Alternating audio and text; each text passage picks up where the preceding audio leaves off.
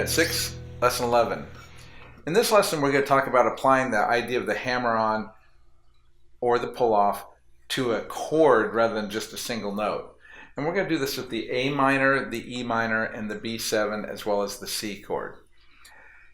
So first of all, I'm just going to demonstrate each of those chords. So here's the A minor. So I'm strumming the open strings, and then I'm putting all my fingers down to form the string.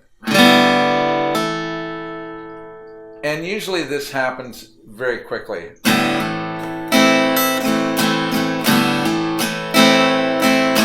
And it's usually an eighth note, so rhythmically I'm playing 1 and 2. 1, 2, 3, 4. So my strum pattern is actually 1, 2, 3, and 4, and 1, 2. Actually, I played 1, 2, 3, and 4, 1, 2, 3, and 4. So I'm playing a quarter note, but I'm getting an eighth note sound by hammering on.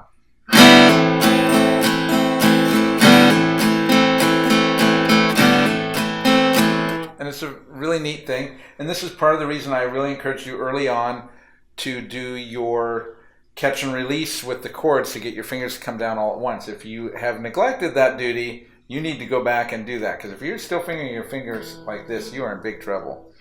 I'm just giving you the little teacher eye there. All right, now, here it is with an E minor. And I can play the E minor with my first and second fingers too.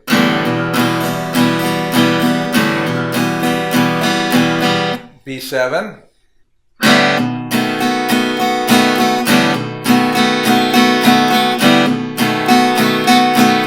Finally C.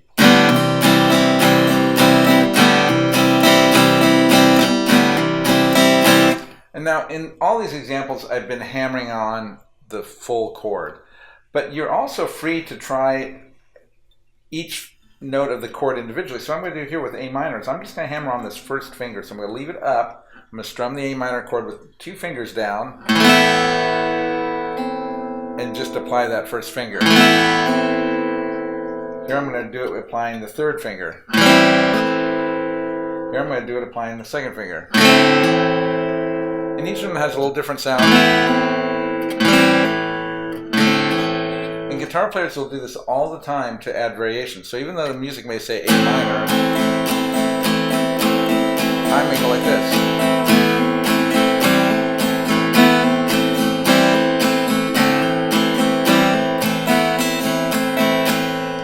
And of course we can do the same thing, we can do it opposite. I can start with the chord down and pull it off and then put it back on.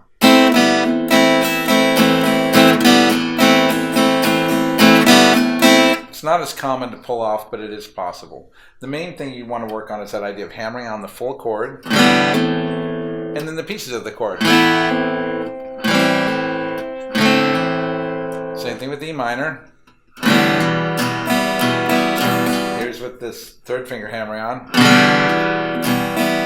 The second finger hammering on. And of course, if I'm using my first and second, that would be here's my second finger. And my first finger.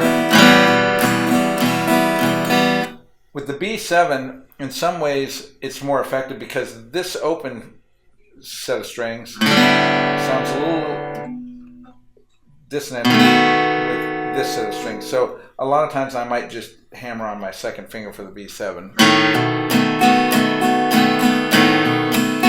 Or maybe my first finger, which gives us a nice sort of bluesy sound.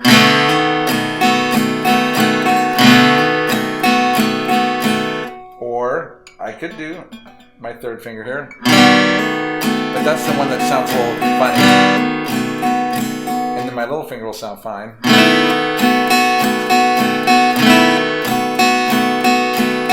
For C, it's particularly common, if you don't do the whole chord, to do either your second finger or your first finger. When you do your first finger, it sounds like this, and that's of course the first chord of Best of My Love.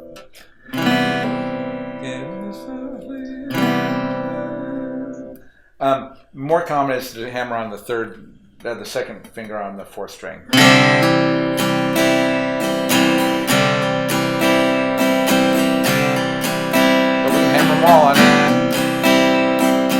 And some people will do this as almost an effect, like they'll hammer on every chord. I'm going to play, and you don't have to do it with just A minor and E minor and C and B7. There's nothing special about those chords with this technique. Anything I play, I can start with my fingers up and hammer them on. So I'm going to just play some random chords so you can hear what that might sound like.